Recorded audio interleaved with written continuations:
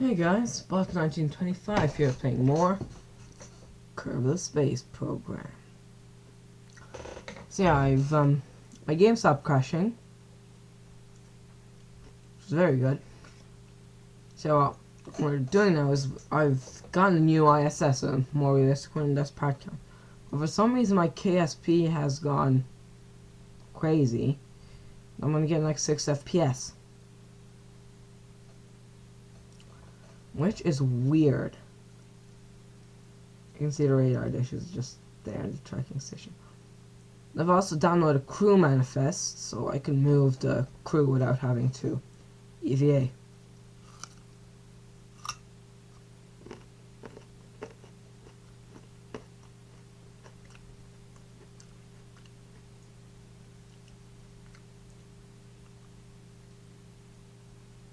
No, I think I'll just go for a bit of a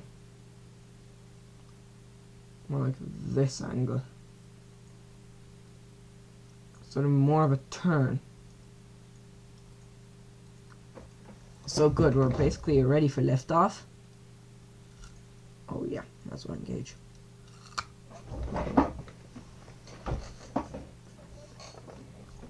I'll show you the launch. And just lift off and now just get back just before the external booster separation.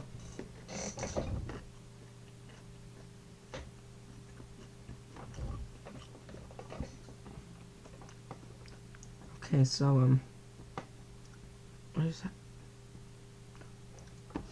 Oh, before I forget, better bring up the life support GUI.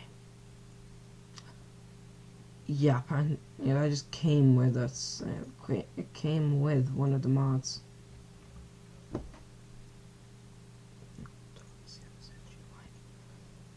Good, and then we need to activate the regenerator. 3, 2, wait, I was going to show you. And boom. Okay, so liftoff. We have liftoff for the Soyuz 2 carrying crew and supplies to the International Space Station. Okay, guys, I'll be right back after, or just before we separate the external boosters. Video cut in, or video pause in 3, 2, 1. Hey guys, I'm back. And it's not time to separate the external boosters just yet, but we're just about to pass the cloud layer and we saw something else. The moon and Minmus. And that is beautiful, the 2 moons of Kerbin. So close, yet so far. Okay guys, so I'll be back when the external boosters separate, or if something goes wrong. See you then. Hey guys, I'm back. Just here to show you that the gravity turn has started. I know you guys are all expecting the booster set, but look. That's a lot steeper than my Soyuz normally goes. And what else? Let me think. Oh yes. Next NASA launch, I will watch and I will record it definitely. Will be the Soyuz Expedition 40 launching out.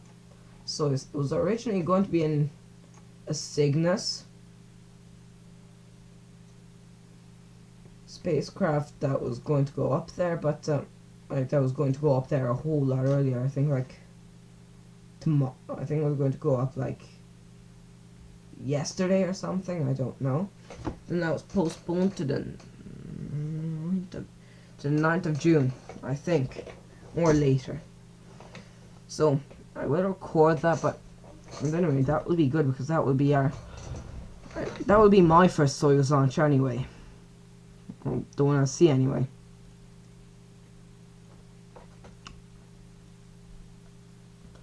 Yeah, fun fact about spaceflight. Yuri Gagarin, when he went into space, the Russians said that he took off from Baikonur, but it was actually different. It was called different. It was actually differently named.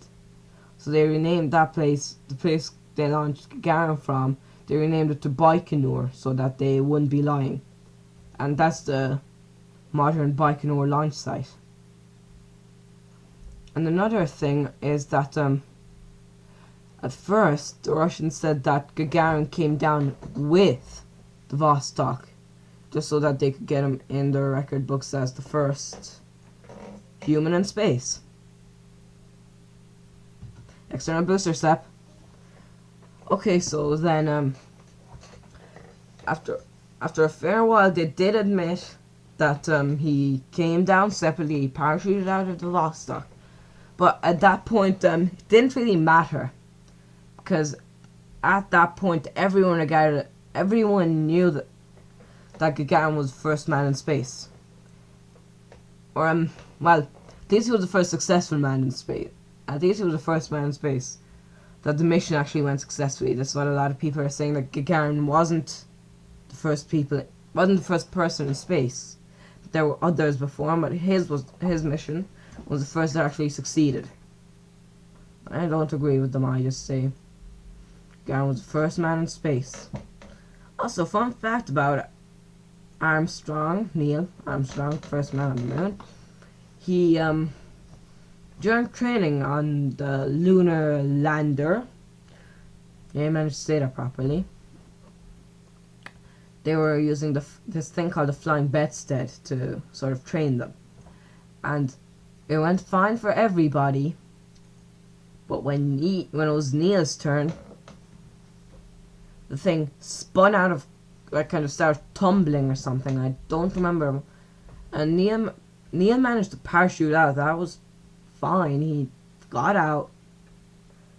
But a lot of people are saying if he had parachuted just a second later, none of us would have ever heard of Neil Armstrong.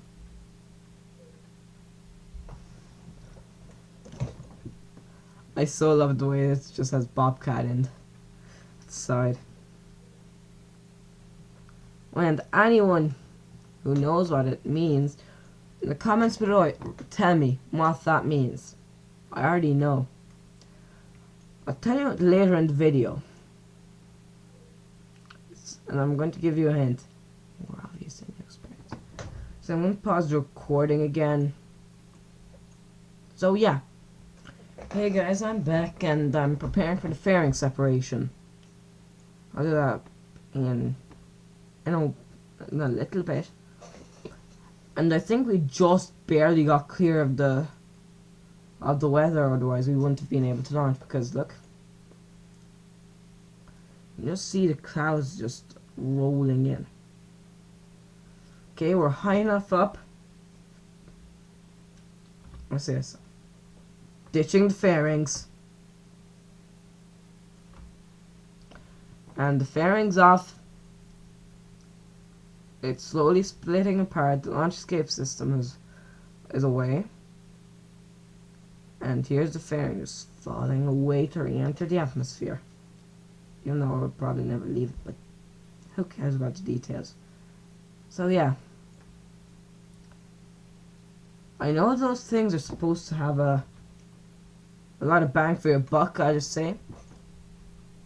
Yeah, then those things are not even going to make it out of the atmosphere. Alright, there's our first SSTO, even though it was more like the Spaceship 1. It was only suborbital. But I'm pretty happy that I got that far. So what I do nowadays is once this runs out of power, I ditch it. No, not when it runs out of power. Just click on Ascent Guidance, for example. I have Auto Warp off for now because that might make bad things happen. And I also learned that one time when I was typing something on MechChip, like I think it was the docking autopilot, I just typed something in, and I had to press backspace. And if you know, backspace equals abort.